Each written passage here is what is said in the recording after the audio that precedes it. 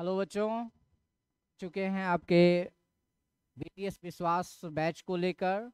और बीच में कुछ वीडियोज जो है वो आपको नहीं आ पाया, इसके लिए I am very very sorry. बीच में कुछ कार्य रहा जिससे जहाँ पे वीडियोज बनेंगे वहाँ से हम थोड़ा दूरी पर रहते थे, इस वजह से आपका वीडियो नहीं जा पाया। तो फिर से हम एपिसोड 13 लेकर के आ रहे हैं। इस एपिसोड में हम जो देखने वाले हैं, relation between electric field and electric potential, मतलब विद्युत क्षेत्र और विद्युत विभव के बीच रिलेशन को हम देखने वाले हैं। तो ये भी एक इम्पॉर्टेंट टॉपिक है, छोटा मगर मोटा कहा जाएगा इस चैप्टर का नाम या टॉपिक का नाम। तो इलेक्ट्रोस्टैटिक्स का पार्ट 2 हम लोग देख रहे हैं। तो इसके अंदर हम सबसे पहले आज क्या देख रहे हैं सो देखते हैं।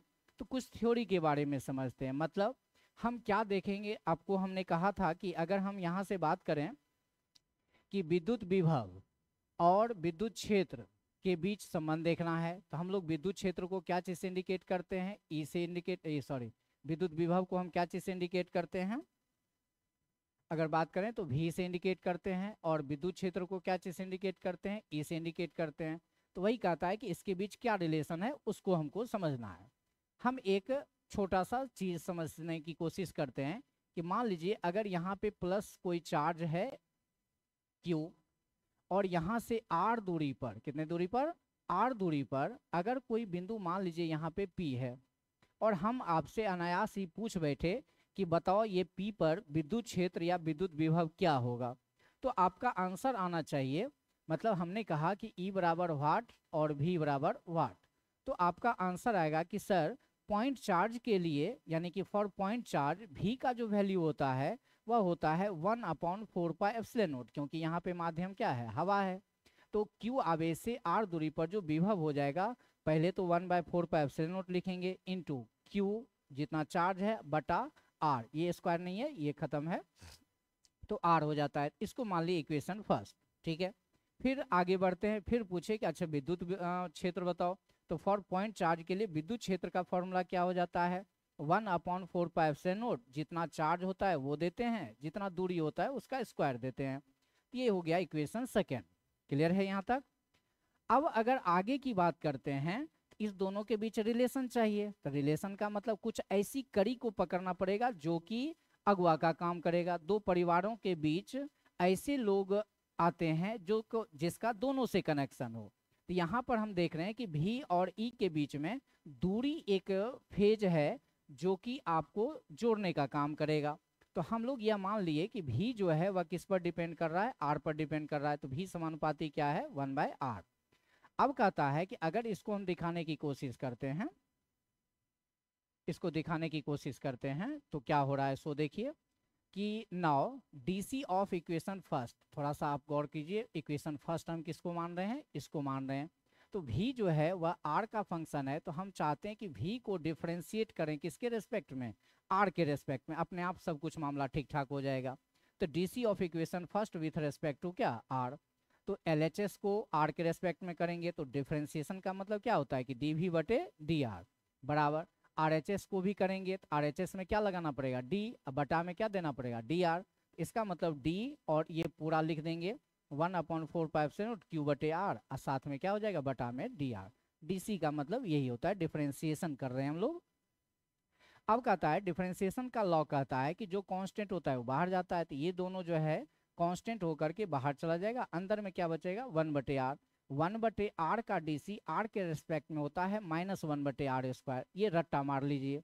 मतलब हमने क्या कहा कि अगर डी रहे 1/r रहे, अब बटा में क्या रहे, डी आर रहे, तो इसका डिफ्रेंसिएशन हो जाता है -1/r²। थोड़ा सा रट्टा मार लीजिए ये।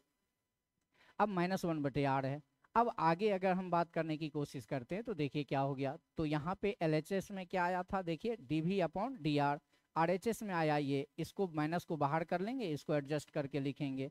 तो आप देखिए यहाँ पे क्या हो रहा है, डीवी बटे डी आर बराबर -1/4πε0 क्यू बटे r²। अब आप जान रहे हैं कि इसके जगह पर आप इक्वेशन फर्स्ट में, आप सेकेंड में देखे थे 1/4πε0 क्यू बाई r² किसके बराबर है, ई के बराबर है। इसका मतलब है कि हम लोग लिख सकते हैं dv/dr बराबर माइनस ऑफ ई। अब इस माइनस को हम इधर फेंक देते हैं, तो ई बराबर हो जाएगा -dv/dr। तो ये एक रिलेशन आ गया आपका। अब कहता है कि इसको वेक्टर फॉर्म में भी हम लोग लिख सकते हैं, लेकिन एक बात ध्यान रहे कि विद्युत क्षेत्र हमारा सदिश राशि है, डी आर हमारा एक प्रकार से विस्थापन है या दो बिंदुओं के बीच का दूरी है, तो हम कह सकते हैं कि ये आपका सदिश राशि है। लेकिन डी भी जो है ये विभवांतर है, ये एक अदिश राशि है।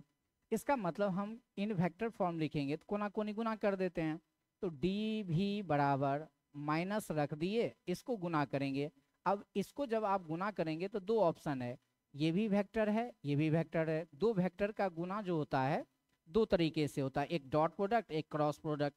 आप लोग जानते हैं कि अगर LHS आपका अदिश राशि है तो डॉट प्रोडक्ट हो गया, अगर सदिश राशि है तो क्रॉस प्रोडक्ट हो जाएगा। तो माइनस हो गया ई वेक्टर, डॉट क्या हो जाएगा, डी आर वेक्टर। अब कहता है कि इसको एलिमेंट्री फॉर्म में भी लिख सकते हैं। एलिमेंट्री फॉर्म का मतलब क्या हो गया कि इसको हम एलिमेंट्री फॉर्म में लिख सकते हैं, क्योंकि कोई भी दुनिया का विद्युत क्षेत्र अगर है तो उसका EX, EY और EZ ये तीन तरह के कंपोनेंट होते हैं, एलिमेंट होते हैं। तो इन एलिमेंट्री फॉर्म या प्रोजेक्शन फॉर्म इसको कह सकते हैं। तो EX बराबर क्या हो जाएगा, मतलब x के तरफ का अगर विद्युत क्षेत्र लेना चाहते हैं तो माइनस dV/dx हो जाएगा। जब y एक्सिस की तरफ का बात करेंगे तो EY बराबर माइनस dV/dy हो जाएगा, और EZ बराबर माइनस dV/dz हो जाएगा। मतलब जिस एक्सिस के तरफ हमको विभवांतर निकालना है उसी एक्सिस के तरफ का विद्युत क्षेत्र और विस्थापन हम लोग ले लेंगे तो हमारा काम चल जाएगा। अब आते हैं आगे in polar form. Polar form का मतलब क्या होता है, आर थीटा के फॉर्म में। अब थोड़ा सा पोलर फॉर्म को यहाँ पे हम मेंशन करते हैं। मान लीजिए कि ये आपका एक्स एक्सिस है और ये मान लीजिए वाई एक्सिस है, ये ओरिजिन है। यहाँ पे कोई चार्ज आपको दे दिया तो इसका मतलब है कि यहाँ से आर दूरी पर, कितने दूरी पर, आर दूरी पर अगर कोई बिंदु पी है जिसका निर्देशांक आर थीटा है, इसका मतलब क्या हुआ कि ओरिजिन से यहाँ तक का दूरी आर है और ये आर जो है इससे कितने एंगल पर है, थीटा एंगल पर है। आर थीटा का मतलब यही होता है। अब कहता है कि इस पॉइंट पर आपका दो विद्युत क्षेत्र का कंपोनेंट होता है, एक होता है कि एक इधर के डायरेक्शन में होता है जिसको ER बोलते हैं, और इसके लंबवत दिशा में होता है जिसको हम ई थीटा बोलते हैं। नीचे भी ई थीटा हो सकता है, ऊपर भी ई थीटा हो सकता है। तो जरूरत के हिसाब से हम लोग अपना उसको दिखाएंगे। तो यहाँ हमने क्या देखा कि पोलर फॉर्म में P पर विद्युत क्षेत्र का दो कंपोनेंट, एक ER और एक ई थीटा। इसको हम कैसे दर्शाते हैं, सो देखिए, तो थोड़ा रट्टा मार लीजिएगा। ER बराबर हो जाएगा माइनस dV/dr। जब ई थीटा निकालोगे तो -1/r इंटू dV/ क्या हो जाएगा, डी थीटा। मतलब जब r के तरफ निकालेंगे तो r के रेस्पेक्ट में डिफ्रेंसिएशन, और जब थीटा के रेस्पेक्ट में निकालेंगे तो थीटा के रेस्पेक्ट में डिफ्रेंसिएशन। यहाँ पे आप एक बस क्या कीजिएगा, 1/r कर लीजिएगा, ठीक है। चलिए, अब कहता है कि ये तो हो गया रिलेशन। इस रिलेशन का उपयोग करके हम आगे न्यूमेरिकल्स देखने वाले हैं कि कैसे होगा। अब अगला जो टॉपिक है वो है समविभवी सतह। क्या है, समविभवी सतह। उसको अंग्रेजी में हम बोलते हैं इक्वी पोटेंशियल सरफेस, शॉर्ट में इसको बोल सकते हैं EQPS, ठीक है। अब यहाँ पे इक्वी पोटेंशियल सरफेस है। मान लीजिए यहाँ पे कोई चार्ज Q है और हमने आपको कहा कि भैया यहाँ पे जो है एक प्लस चार्ज है, यहाँ से 10 सेंटीमीटर दूरी पर यहाँ पे विभव क्या होगा, यहाँ पे विभव क्या होगा, यहाँ पे विभव क्या होगा, यहाँ पे विभव क्या होगा। मतलब कि जितना विभव यहाँ होगा उतना ही यहाँ होगा, उतना ही यहाँ, उतना ही यहाँ, उतना ही यहाँ। मतलब इसका एक कल्पना हम कर लेते हैं कि यहाँ पे ये कल्पना कर लेते हैं। जैसे मान लीजिए कि तरबूजा है और तरबूजे के पृष्ठ पर चार्ज दे दिए और उससे कुछ दूरी पर हम सेम दूरी पर चारों तरफ जो है विभव निकाले तो पता चला कि सेम विभव निकलता है। तो तरबूजा के चारों तरफ एक कल्पना हम किए कि ऐसा सतह है जिसके पृष्ठ पर एक समान आवेश है, तो ऐसे सतह को, काल्पनिक सतह को हम लोग क्या बोलते हैं, समविभवी सतह। और ये किसी आवेश के चारों तरफ हो सकता है। तो यहाँ पर अगर आवेश आपका स्फेरिकल है तो इस तरह का हुआ, अगर आवेशित वस्तु जो है समतल है तो समतल होगा। इसका मतलब समविभवी सतह भी कैसा होगा, समतल होगा। क्या मतलब है, सो देखिए। अब यहाँ से इसको आप देखिए, ये काल्पनिक सतह जो है इसका विभव कितना है, मान लेते हैं 20 वोल्ट। फिर ये जो काल्पनिक सतह इसका मान लेते हैं 10 वोल्ट। इसका मतलब है कि ये काल्पनिक सतह स्फेरिकल है, ठीक है, क्योंकि आवेशित कण क्या है, स्फेरिकल है, माना स्फेरिकल गोलाकार है। और ये समतल आकृति का है। समतल आकृति मतलब जैसे कॉपी का एक पेज हो गया तो समतल हो गया, चार्ज उस पर दे दिए, तो उसके आसपास में जो संविभावी सतह होगा वो कॉपी के तल के तरह ही होगा। मतलब आवेशित वस्तु अगर समतल है तो संविभावी सतह भी कैसा होगा, समतल होगा। तो वही बात यहाँ पे है। मान लो कि यहाँ पे 5 वोल्ट है, यहाँ 10 वोल्ट है, यहाँ 15 वोल्ट है, ये मान के चल रहे हैं। अब कहता है कि इसका अगर परिभाषा हम ढूंढने की कोशिश करें कि समविभवी सतह का परिभाषा क्या होता है, क्या बोलोगे, देख लो। कहता है किसी आवेश के चारों ओर मौजूद वह काल्पनिक सतह, वास्तविक सतह नहीं होता है, काल्पनिक सतह होता है। मतलब वास्तविक सतह, काल्पनिक सतह क्या होता है, जैसे ये हमारा स्किन है, तो इसको जब हम टच करेंगे तो महसूस होगा, इसका मतलब ये वास्तविक सतह है। लेकिन हमने कहा कि अरे यहाँ भूत है, तो भूत को हम टच नहीं कर सकते, इसका मतलब हम वहाँ कल्पना कर रहे हैं। छाया है, छाया को हम टच नहीं कर सकते, अनुभव कर सकते हैं, इसका मतलब जिसको हम अनुभव नहीं कर सकते हैं छू करके, उसको हम काल्पनिक सतह कहेंगे। और जिसको छू करके स्पष्ट पता कर सकते हैं तो वास्तविक सतह होता है। तो वही कहता है कि किसी आवेश के चारों ओर जो काल्पनिक सतह होता है, मतलब जहाँ पे विभव एक समान होगा, ऐसा काल्पनिक सतह जहाँ विभव एक समान होगा, उसको हम क्या बोलेंगे, समविभवी सतह। तो काल्पनिक सतह जिसके प्रत्येक बिंदु पर विद्युत विभव का मान क्या हो, एक समान हो, क्या कहलाता है, समविभवी सतह कहलाता है। अब कहता है कि जब समविभवी सतह पढ़ लिए तो कहता है इसका कुछ गुण होता है। क्या गुण होता है, याद रखना है, नोट रखना है, क्या होता है। सो देखिए पहला गुण, तो पहला गुण में क्या लिखा हुआ है, समविभवी सतह के प्रत्येक बिंदु पर विभव एक समान होते हैं। मतलब कि अगर मान लीजिए यहाँ 10 कूलम का चार्ज हम ले लिए और बोले कि ये समविभवी सतह है, मतलब यहाँ मान लेते हैं 50 वोल्ट है, तो यहाँ से अगर यहाँ पर प्राप्त करेंगे तो 50 वोल्ट मिलेगा, यहाँ से यहाँ प्राप्त करेंगे तो 50 वोल्ट मिलेगा, यहाँ से यहाँ प्राप्त करेंगे तो 50 वोल्ट मिलेगा। मतलब ये अगर समविभवी सतह है तो इसके प्रत्येक बिंदु पर विभव का मान क्या मिलेगा, एक समान मिलेगा। क्लियर है यहाँ तक। अब आइए दूसरा कहता है विद्युत क्षेत्र समविभवी सतह के लंबवत होते हैं। मतलब एक तरह से कहा जाए कि सपोज कीजिए कि ये हमारा समविभवी सतह है, तो जब भी विद्युत क्षेत्र होगा अगर बाहर निकल रहा है या अंदर प्रवेश कर रहा है तो इस सतह के लंबवत प्रवेश करेगा या लंबवत बाहर निकलेगा। तो समविभवी सतह का एक सिस्टम हो गया कि विद्युत क्षेत्र भी के लंबवत होता है या विद्युत क्षेत्र समविभवी सतह के लंबवत होता है, ये ध्यान रखना है। अब कहता है किसी आवेश Q को समविभवी सतह के किन्हीं दो बिंदुओं के बीच किया गया कार्य शून्य होता है। मतलब हम ये कहना चाह रहे हैं कि यहाँ जो है आप देखिए क्या कहना चाह रहे हैं। मान लीजिए कि यहाँ पे 5 कूलम का आवेश है और यहाँ से ये काल्पनिक सतह है, इसके चारों तरफ ये काल्पनिक सतह है। अब कहता है कि काल्पनिक सतह अगर है तो किसी आवेश Q को यहाँ से हम यहाँ लेके आए, तो कहता है कि ये A पॉइंट है और ये B पॉइंट है, तो कहता है कि Q को यहाँ से यहाँ तक जो ले जाएंगे तो कुल कार्य का मान क्या होगा, 0 होगा। वही कह रहा है यहाँ पे किसी आवेश Q को समविभवी सतह के किन्हीं दो बिंदुओं के बीच, समविभवी सतह के किन्हीं दो बिंदुओं के बीच, यहाँ पे कुछ छूटा हुआ है, बीच दो बिंदुओं के बीच ले जाने में किया गया कार्य क्या हो जाएगा, शून्य हो जाएगा। क्यों हो जाएगा शून्य, तो यहाँ एक फॉर्मूला याद रखना है, W बराबर होता है Q गुने डेल्टा V। मतलब जितना वोल्टेज यहाँ का है उतना ही वोल्टेज यहाँ का है, इसका मतलब है कि डेल्टा V का मान क्या हो जाएगा, 0, तो 0 इंटू एनीथिंग क्या हो जाएगा, 0 हो जाएगा। क्लियर है।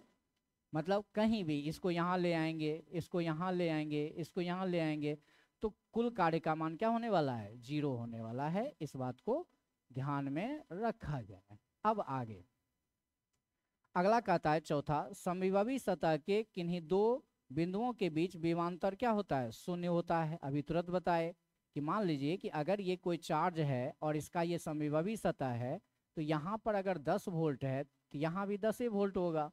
अब कहता है दोनों के बीच विभवांतर कितना, डेल्टा V बराबर 10 माइनस 10 बराबर क्या हो जाएगा, 0 हो जाएगा। तो याद रखिएगा किसी भी समविभवी सतह के दो बिंदुओं के बीच विभवांतर क्या हो जाएगा, शून्य हो जाएगा। क्लियर है। अब कहता है समविभवी सतह की आकृति आवेशित वस्तु की आकृति पर निर्भर करता है। मतलब कि अगर आवेशित वस्तु हमारा गोलाकार है तो समविभवी सतह भी क्या होगा, गोलाकार। अगर आवेशित वस्तु बेलनाकार है तो इसका समविभवी सतह भी कैसा होगा, बेलनाकार होगा। अगर ये समतल है तो समतल होगा। तो आवेशित वस्तु की आकृति जिस तरह की होगी, समझ लीजिएगा कि समविभवी सतह की आकृति भी उसी तरह की होगी। क्लियर है? चलिए नेक्स्ट, नेक्स्ट क्या है सो देखिए।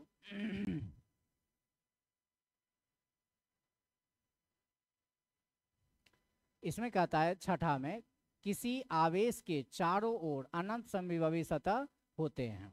मतलब कि अगर कोई चार्ज यहाँ पे है तो इसके चारों तरफ एक समविभवी सतह ये हो सकता है, एक ये हो सकता है, एक ये हो सकता है। इसका मतलब है कि अनंत समविभवी सतह हो सकते हैं किसी आवेशित वस्तु के। ठीक है, तो वही चीज लिखा हुआ है।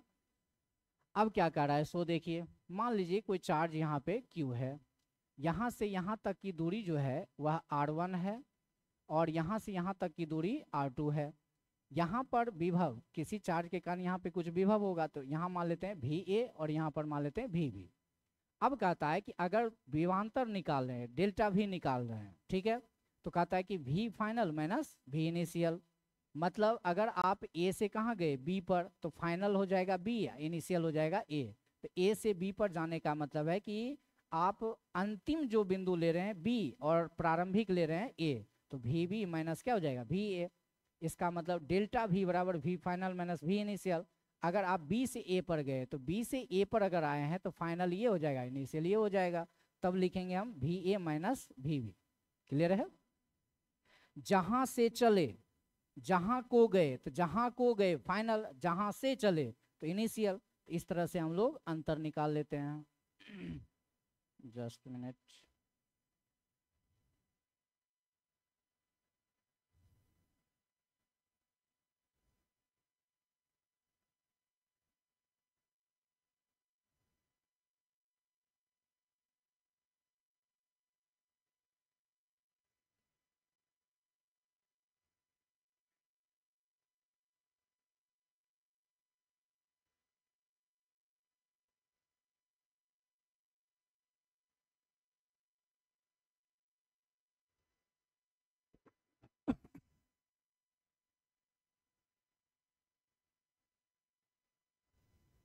जस्ट मिनट, यहाँ पे थोड़ा सा गायब हो गया है, उसको ले आते हैं।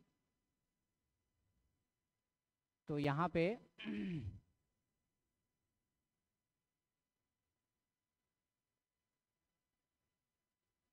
यहाँ पे कुछ गायब हो गया है, उसको हम थोड़ा सा रिकवर कर लेते हैं। इसको फिर से लिख ही देते हैं। यहाँ पे क्या लिखा हुआ है उसको हम थोड़ा सा आपको बता देते हैं। जैसे यहाँ पे क्या लिखा हुआ है आपको बता देते हैं। यहाँ पे लिखा हुआ होगा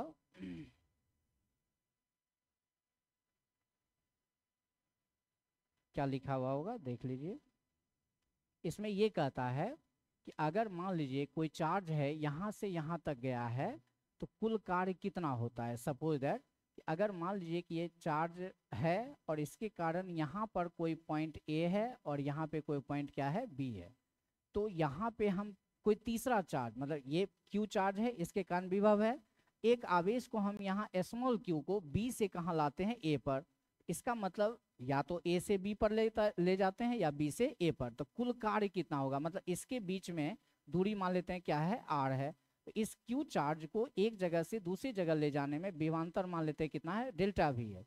और ये विभवांतर इस चार्ज के कारण विभवांतर है, ना कि इसके कारण है। इस चार्ज को जब आप यहाँ से यहाँ चाहे यहाँ से यहाँ ले जाते हैं तो कितना कार्य होगा, तो W बराबर याद रखना है Q इंटू क्या हो जाएगा, डेल्टा V। अब कहता है वही अगर इक्विपोटेंशियल सरफेस है तो डेल्टा V का तो मान हो जाता है 0। इसका मतलब कार्य भी क्या हो जाता है, 0 हो जाता है। यहाँ तक आपको ध्यान रखना है। चलिए नेक्स्ट देखते हैं। अब आपका सवाल है, सवाल किस तरह का हो सकता है, जो अभी थ्योरी पढ़े उससे सवाल क्या हो सकता है। तो पहला सवाल क्या है सो देखिए, विद्युत क्षेत्र E तथा विद्युत विभव V में संबंध होता है। कौन सा बेस्ट संबंध होता है, तो हम लोग निकाले थे तो याद कीजिए। तो E बराबर माइनस dV बटे क्या होता था, dx। तो राइट आंसर इज ख।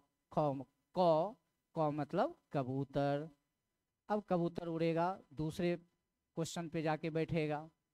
समविभवी सतह पृष्ठ पर, समविभवी सतह पृष्ठ पर एक इलेक्ट्रॉन को एक बिंदु से दूसरे बिंदु तक विस्थापित करने में, मतलब क्या कर रहा है कि कोई आवेश है, उसका ये समविभवी सतह है, और किसी इलेक्ट्रॉन को एक बिंदु से दूसरे बिंदु तक विस्थापित करने में, तो पहला बिंदु मान लेते हैं ये है और दूसरा बिंदु यहाँ पे है, तो ये ए मान लो और ये मान लो ये 1 है और ये मान लो 2 है।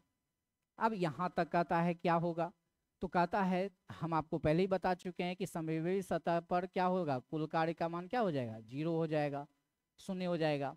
तो क्या कह रहा है कि कार्य इलेक्ट्रॉन पर होता है, गलत। कार्य इलेक्ट्रॉन द्वारा होता है, ये भी गलत। कार्य अनंत होता है, ये भी गलत। कार्य नहीं होता है, ये सही। क्लियर है? यानी कि ये जो चार्ज है इसके कारण समविभवी सतह, इसके द्वारा कार्य जो है वह क्या हो जाता है, 0 हो जाता है। चलिए नेक्स्ट क्वेश्चन।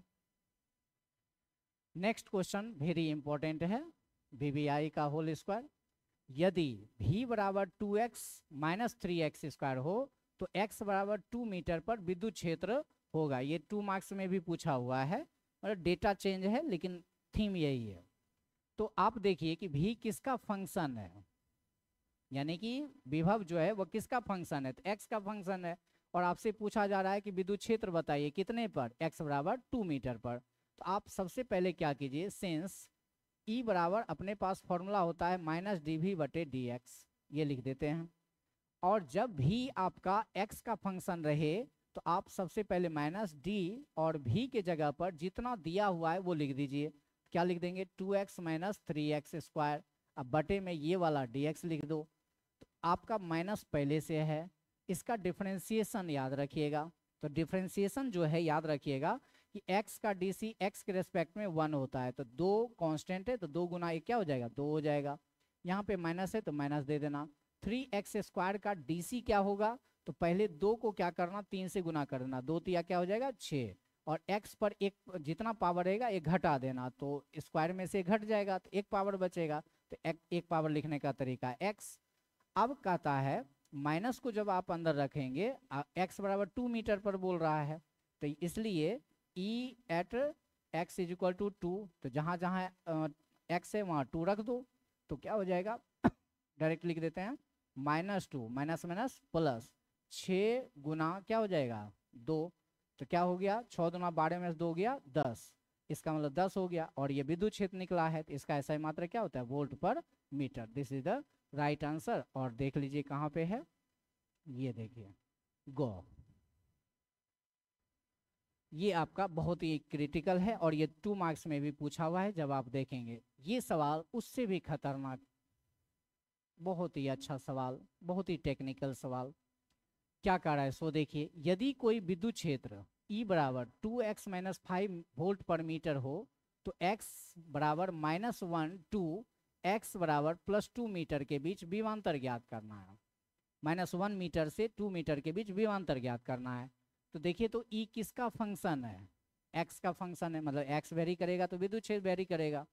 तो कहता है कि जब दिया हुआ है E का मान, तो याद रखना जब E किसी का फंक्शन दे दिया या विद्युत क्षेत्र दे दिया और विभवांतर पूछ रहा है, तो दोनों के बीच का संबंध तो हम लोग पढ़ ही चुके हैं। क्या पढ़े हुए हैं, सो देखो तो सिंस E बराबर -dv बटा क्या पढ़े हैं, dx, इन पढ़े हैं dx या dr जो बोलो। तो यहाँ पर अगर हम लोग बात करें, अगर इसको कोना कोनी गुना कर दें तो E इंटू dx बराबर -dv हो जाएगा। माइनस को तो उठा के इधर फेंक सकते हैं। विभवांतर पूछा जा रहा है तो विभवांतर बेचारा अकेले मौज करने दो, LHS RHS जो भी कहो। इसका मतलब dv बराबर हम लोग लिख सकते हैं -E इंटू dx। जब ये वाकया हो जाए कि आपका विद्युत क्षेत्र x का फंक्शन रहे, मतलब दूरी का फंक्शन रहे, तो यहाँ पर विभवांतर पूछे तो इसको इंटीग्रेट किया जाता है, मतलब इधर भी इंटीग्रेशन और उधर भी इंटीग्रेशन, E इंटू dx। अब dv का इंटीग्रेशन तो बड़ा सा विभवांतर डेल्टा भी निकल जाएगा, छोटा छोटा विस्थापन को इंटीग्रेट करेंगे तो बड़ा विस्थापन हो जाएगा, बड़ा विभवांतर हो जाएगा। तो छोटा सा विभवांतर को इंटीग्रेट करेंगे तो बड़ा विभवांतर हो गया। अब कहता है कि माइनस इंटीग्रेशन विद्युत क्षेत्र जो फंक्शन दिया हुआ है वो फंक्शन लिख देना, यानी कि 2x माइनस 5 इंटू में क्या हो जाएगा dx। अब लिमिट कहाँ से कहाँ तक देना है भाई, तो आपको दिया हुआ है -1 से कहाँ तक, 2 तक, तो यहाँ लिखेंगे -1 से 2 तक। अब इसको जितना जल्दी आप सोल्व किए उतना बहादुर। तो देखिए इसको सोल्व कीजिए, कैसे सोल्व करेंगे। आपको इंटीग्रेशन अगर आता है तो ठीक है, नहीं है तो रट्टा मारिए थोड़ा सा। 2x को dx के साथ गुना करेंगे तो 2 कांस्टेंट है तो पहले 2 लिख देना। x dx का इंटीग्रेशन हो जाएगा x²/2। रट्टा मारो, कैसे मारोगे, यहाँ 1 है तो 1 में 1 बढ़ा देना तो 2 हो जाएगा, तो x पे पावर 2 हो जाएगा, जितना पावर रहेगा वही बटा में दे देना।